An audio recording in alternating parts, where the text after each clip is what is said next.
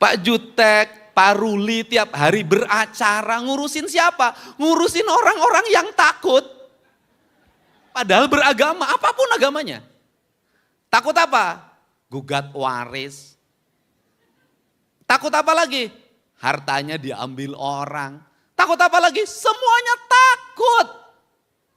Apa yang membuat pertikaian di negeri ini? Rasa takut. Kenapa orang tidak mengizinkan rumah ibadah? Takut.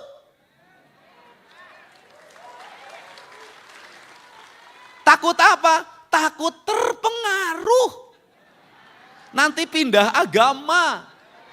Saya tiap hari gaul sama Pak Jutek dengan Pak Ruli. Nggak pindah agama, paling pindah isi dompet. Karena saya nggak takut. Nah, tapi tiap hari kita berteriak iman, iman, iman. Orang yang beriman itu yang tertinggi itu adalah bukan meyakini tapi menyaksikan.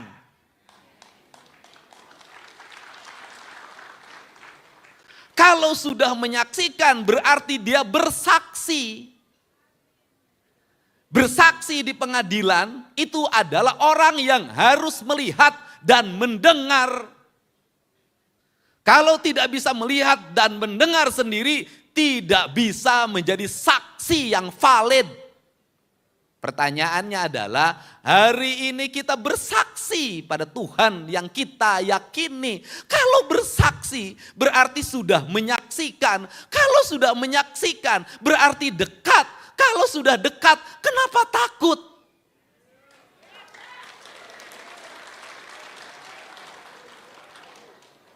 Untuk itu kenapa kita takut miskin? Kenapa kita takut tidak makan? Bukankah Yesus sendiri tidak takut apapun? Dia melepaskan sendiri seluruh beban dunianya. Untuk apa? Untuk mengajarkan tentang bahwa kesaksian itu harus disaksikan. Dan kesaksian itu akan lahir apabila kita merasakan.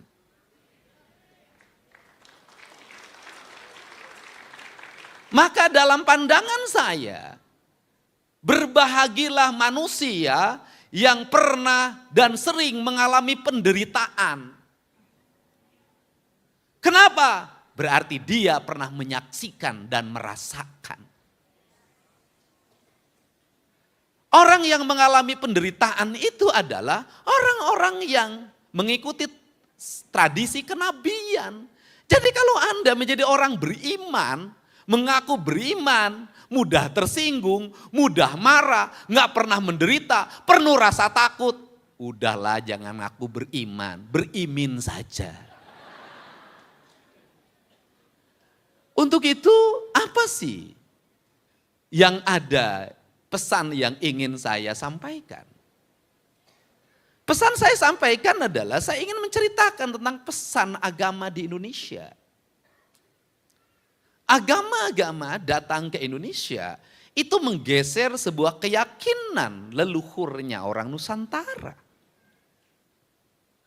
Leluhurnya orang Nusantara apa? Mu orang Batak, mu orang Jawa, mu orang Bugis, mu orang manapun. Mu orang Kalimantan, orang Dayak. Pasti hubungan ketuhanannya itu di dua hal. Di alam dan di leluhurnya. Orang Batak itu jadi 4 hal sekarang. Alam, leluhur, dan agama. Dipakai orang Batak semuanya. Sehingga orang Batak agama apapun pasti ujungnya pakai sihaan. Pasti pagabean. Itu ciri. Dan saya selalu berulang-ulang. Salah satu suku yang tidak akan punah di Indonesia adalah suku Batak.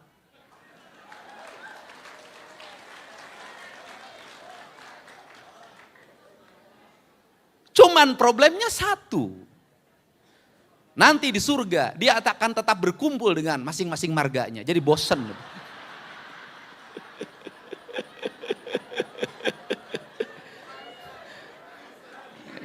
Iya, di dunia bertemu sama si Haan, di surga dengan si Haan lagi.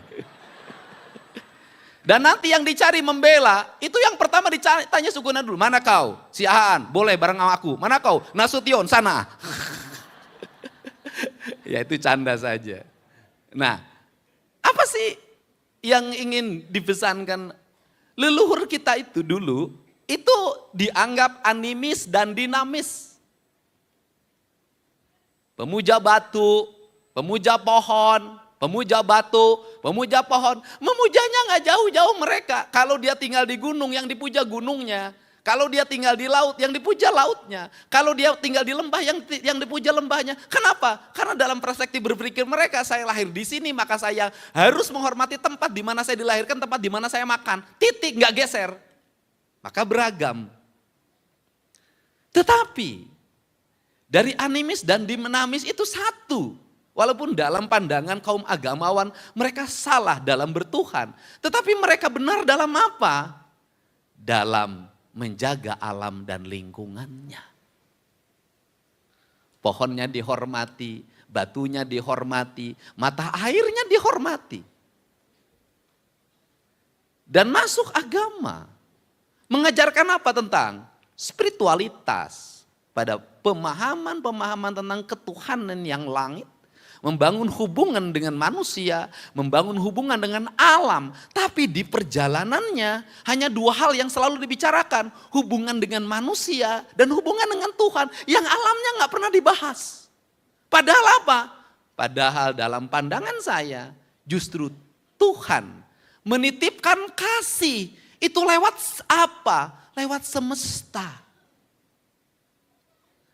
Kita tiap hari nginjak tanah. Kita tiap hari minum air. Kita tiap hari menghisap udara. Kita tiap hari menerima sinar matahari. Tiap hari itu yang menentukan hidup dan kehidupan kita. Tetapi jujur, setiap hari kita menghinakan tanah, setiap hari kita menghinakan air, setiap hari menghinakan udara, dan setiap hari kita menghinakan matahari. Apa yang terjadi? Penyakit yang tidak pernah berhenti dalam setiap waktu. Pemahaman spiritualitas kita itu menjadi dangkal. Dangkalnya apa? Kaum spiritualis seringkali terus mengalami kegelisahan dalam hidupnya. Gelisah pergi ke gereja, gelisah pergi ke gereja, gelisah pergi ke gereja. Itu yang terjadi. Kenapa ini terjadi? Lingkungan di mana Tuhan menitipkan kasih padanya, engkau abaikan dan engkau sia-siakan. Engkau lupa, kau berperang satu sama lain berebut tempat ibadah. Ingin mendirikan tempat ibadah, tapi engkau lupa bahwa alam semesta engkau campakkan, engkau hancurkan secara kolektif tanpa pernah kau bicara tentang dosa.